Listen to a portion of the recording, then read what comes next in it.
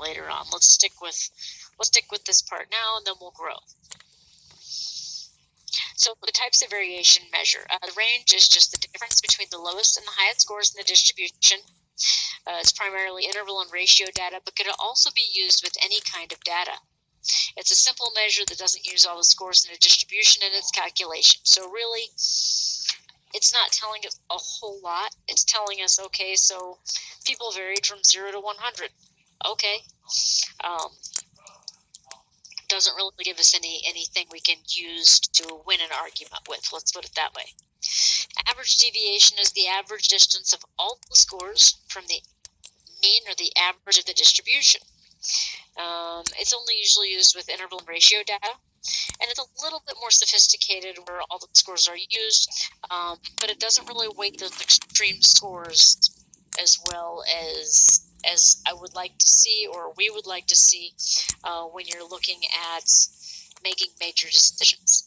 You know, I mean, if I based my decision on what I had heard the average salary was of $99,000 for that job, right? And I got there and they're like, okay, so it's $25,000. I've made a bad decision, haven't I? Oh, man. Oh, yikes. Now, the standard deviation is going to be the square root of the average squared deviation from the mean of a distribution. Remember, that's a quiz question. It's used with interval and ratio data. And this is one of the more sophisticated and more frequently used measures of variation. So when we talk about reading data and reading things that are helping us understand the way to make a decision, we're going to be talking about standard deviations.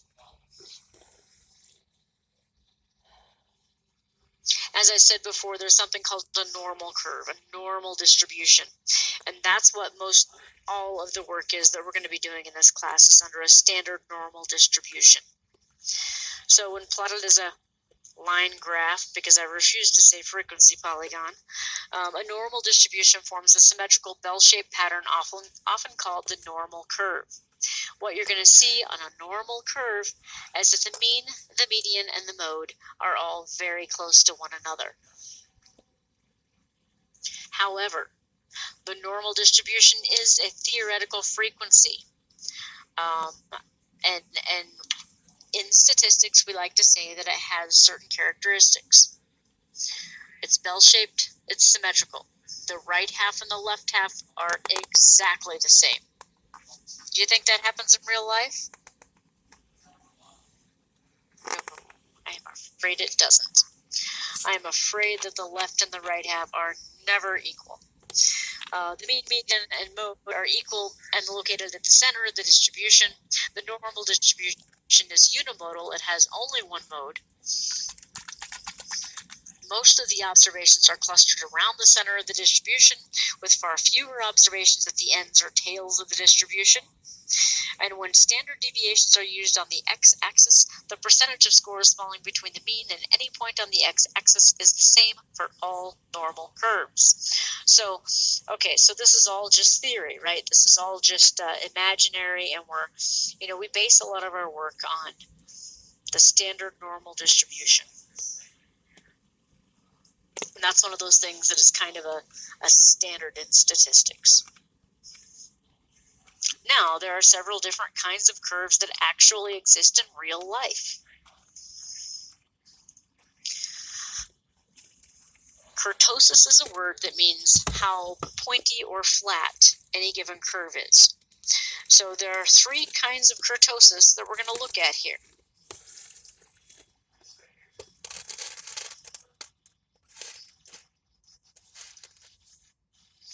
So kurtosis really just means how flat or pointy. There's a mesokritic curve, and that's pretty standard. That's most closely resembling a standard normal distribution.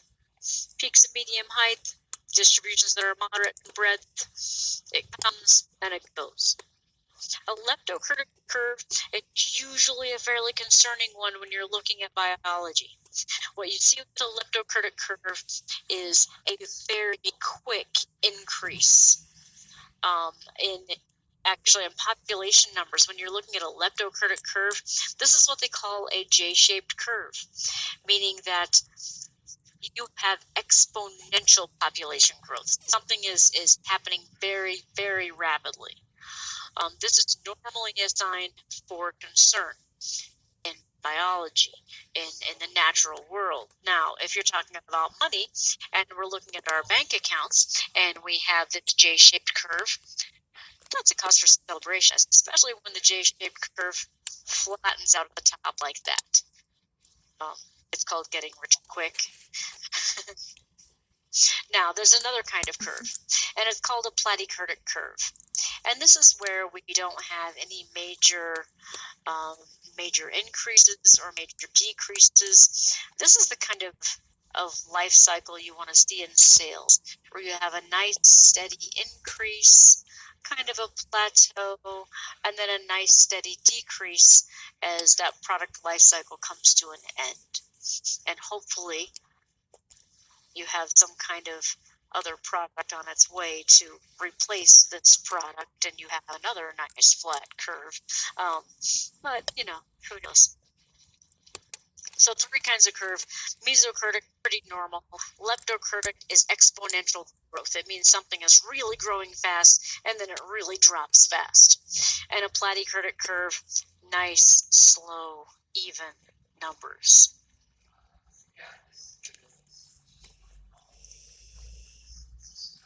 There are also things called skewed distributions. A skewed distribution means that the majority of things are to one end or another. In a positively skewed distribution, the peak is to the left of the center point, and the tail extends towards the right. So what you see here is that the mean, or the average, is actually way over here. It's still in the middle, but the median and the most frequent number, the mode, are going to be to the left of the average. In a negatively skewed distribution, it's going to be exactly the opposite. You're going to have your average here still in the middle, but your median and mode are going to be to the right of your center point. And so positively skewed means that there are more negative scores. It's skewed away from the positive side. Negatively skewed means that there are more positive answers, or more positive, there's a greater distribution of the positive side, meaning that it's skewed away from the negative side.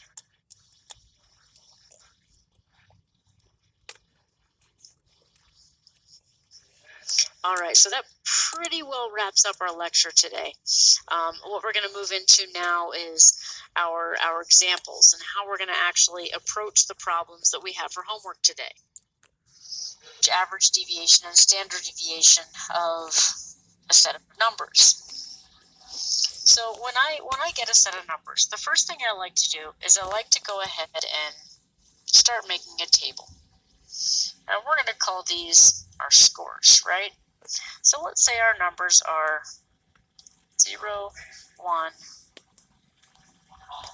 2, 3, 4, 21, 22, 23, and 24. Well, the first thing we're going to do is we're going to add those numbers up. We're going to see that that number is 100. Now, one of the things we're going to need to do this evening is to find the average of those numbers.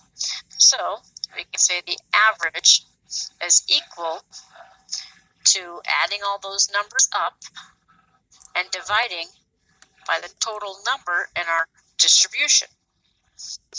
So when we add all those numbers up, we know we have 100, and there are 9 numbers in our distribution, I think. 3, 6, yep. Okay, so if we divide 100 by 9, our average for this distribution is going to be 11.11. Now, after we looked at our slides, we see that our second column is going to be each individual score minus our average. And when we do that, we'll see we have negative 11.11,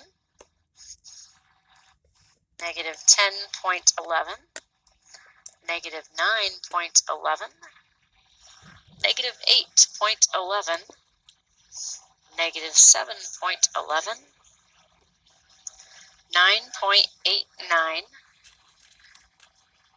10.89, 11.89, and 12.89.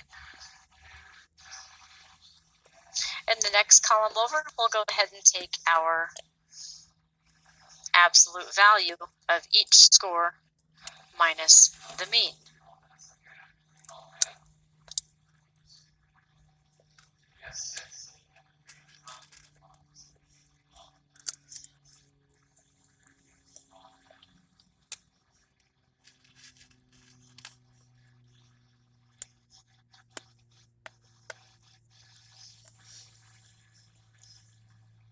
And then finally, our last column, we know that we're going to need to use this when we use our standard deviation, is we're going to take each score minus the mean, and we're going to square it.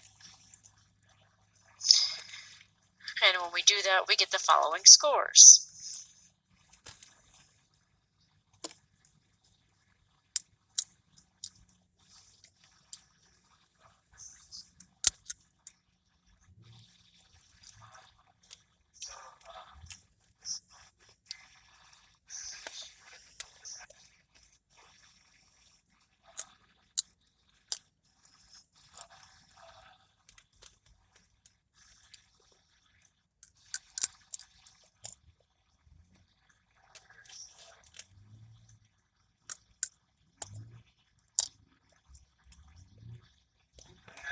All right, so we know that we're going to need this column right here added up for one of our formulas for average deviation. And that's going to be 91.11.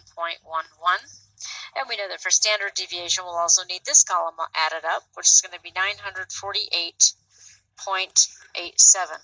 Little disclaimer, if there are any mistakes, just let me know, okay? I strive for accuracy, but hey, everybody makes a mistake once in a while, right? All right. So now we have our columns added up, and we've calculated all these squares and absolute values and all that. Now we can go through the process of calculating our average deviation.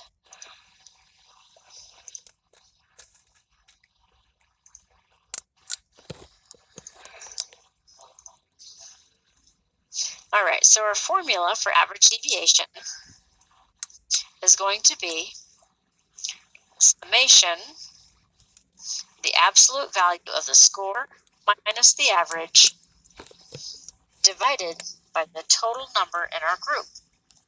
And we know score minus average, for average deviation, we had 91.11.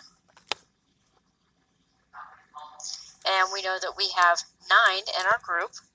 So our average deviation is going to be 10.12. Now we can do our standard deviation. The formula we're going to use for our standard deviation is going to be the square root of the summation of the score minus the average. Oh, wow, that's terrible. Let's try again. Squared divided by the total number in our group. And the score minus the average squared added together is going to be 948.87. Again, terrible. Divided by the total number in our group, which is 9. And then we're going to take the square root of that whole thing. And so what we'll end up doing is taking the square root of 105.43, which is going to give us 10.26. So not a huge difference in our average deviation and our standard deviation this time, is there? I mean, 10.26 and 10.12, they're pretty close, but they won't always be. I mean, sometimes the difference between getting an A in finance and getting a B in finance is 0.12%. Not, not that I would know. But you can see that sometimes even those small variations could have a large impact. How are we doing so far?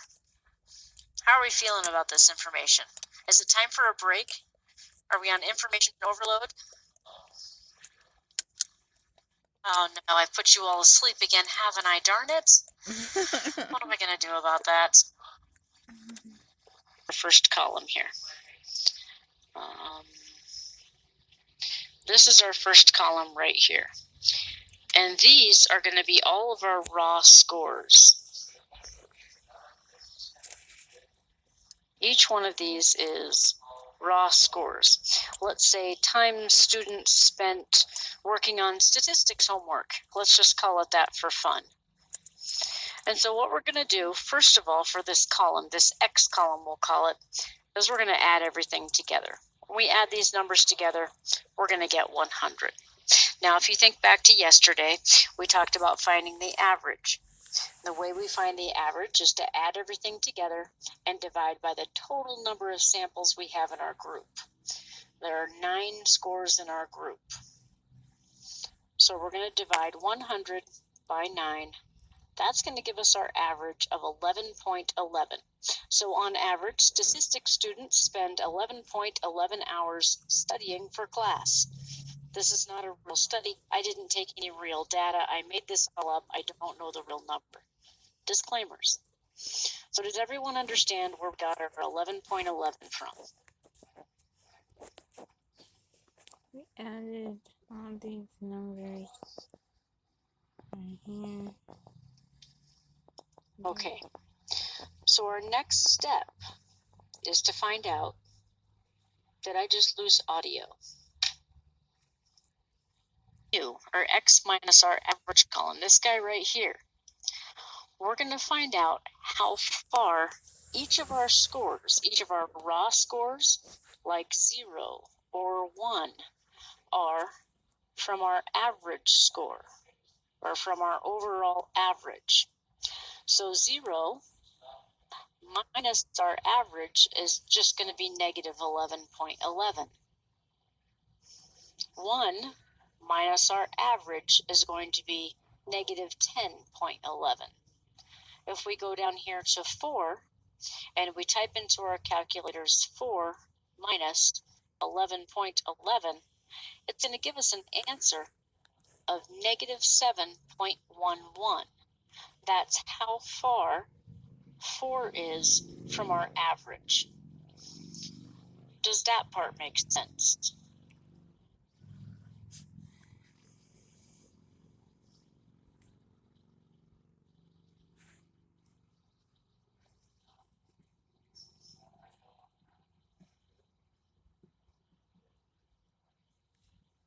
Earlier this evening, and I said that's just the number of units, right? We're not looking at whether it's negative or positive, it's just the number of spaces from one thing to another. So this third column here is just us rewriting all of these numbers here to show only positive values, or only the number of units between one space and another space. And so that's why those numbers mirror exactly what we have in our X minus mu column. The summation, or we're going to need to add all those numbers up. So that's what this 91.11 is here. I just added 11.11 plus 10.11. I've added all these numbers up, and my answer is 91.11. I consider this table pre-work, kind of like getting ready to do my average deviation and standard deviation. I like to have all that done before I try and go through the calculations. That's why I created this table. That's why I used it. Well, I didn't create it. Someone much better than me did. But that's why I do all this stuff ahead of time, so that I don't have to go back to my numbers and add them up and then calculate something. I've got it all right there, and I can kind of lay things out. a little bit in more organized fashion as far as I'm concerned. Okay, so are we with me on absolute value and adding up this column, the average deviation column?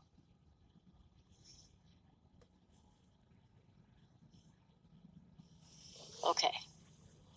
The final take each one of these scores right here in our second column, and we're going to square each one of them. You see our subtraction problem hasn't changed. We're still taking our original score and we're subtracting our average or our mean. And then we're going to take that difference and square it. And this column here is something we're going to use when we do our standard deviation.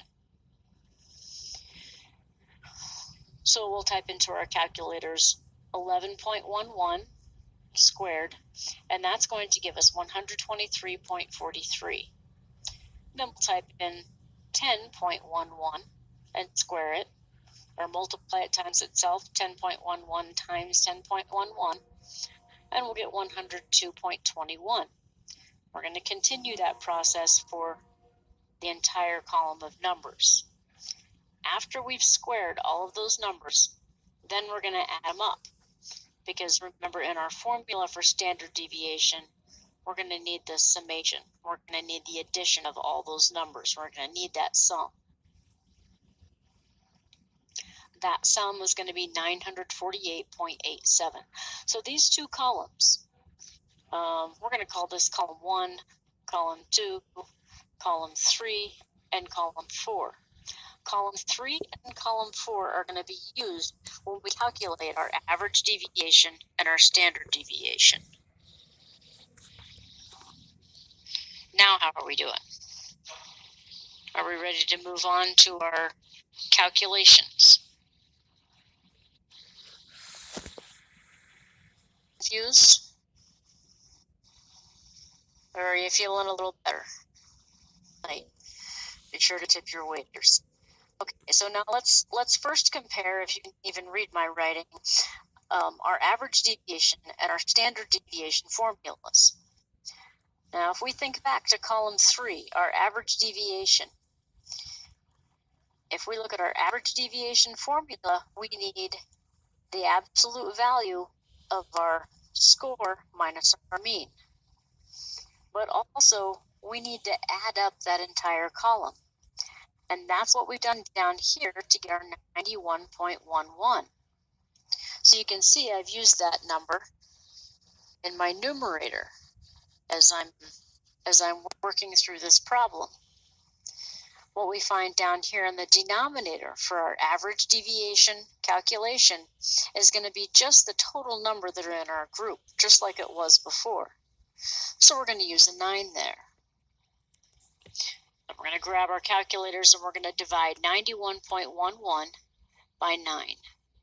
That's going to give us 10.12, which is our average deviation score. The average space that all of these scores are falling from the middle.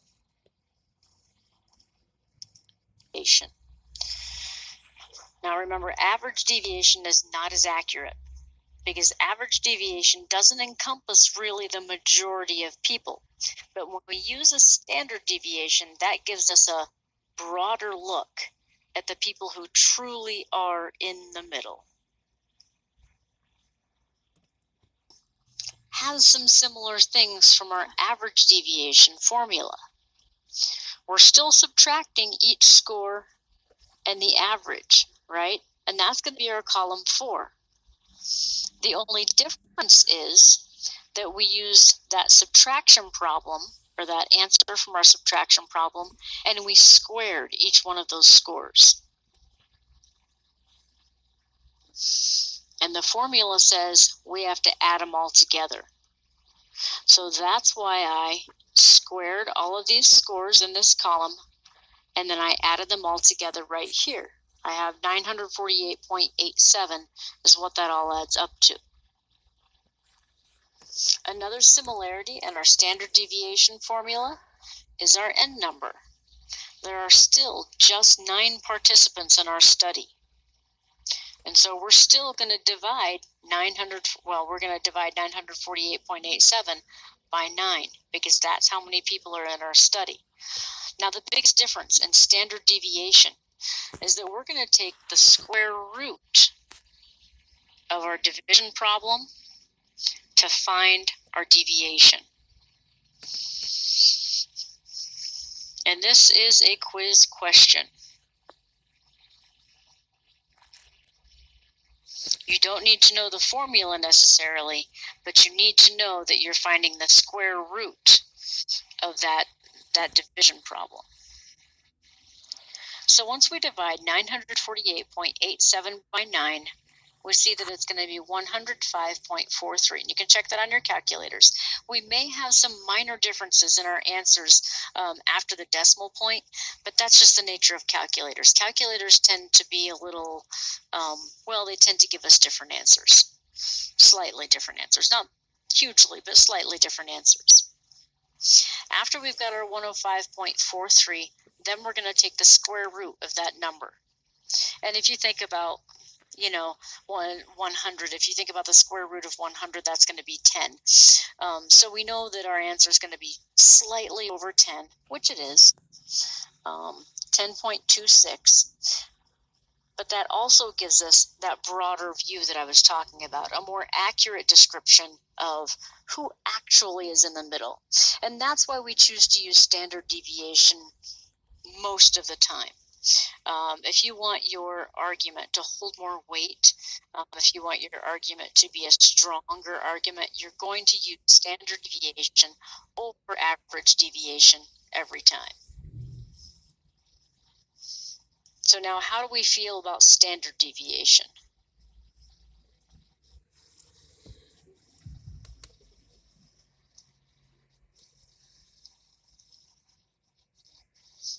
Okay. I want you to feel comfortable. I do. And we'll do one more example after this. We have one more thing that we need to calculate. So I'm going to make this one, I'm going to make this one smaller. And I'll rearrange my furniture. I'm going to put up one more little whiteboard here. I want you guys to take pictures or get the notes that you want to, so I don't want to take things away too quickly. So if you want, after I'm done with this last bit, then I'll change the size of these so you can get screenshots if you like. The last thing, our highest raw score minus our lowest raw score.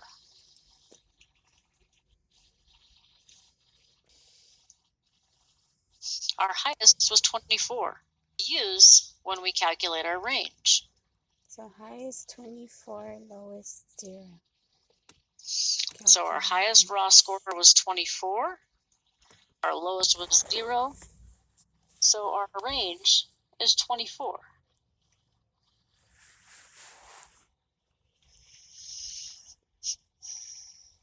So now let's take a minute and let's think about these numbers. If we have a range of 24, we have a kind of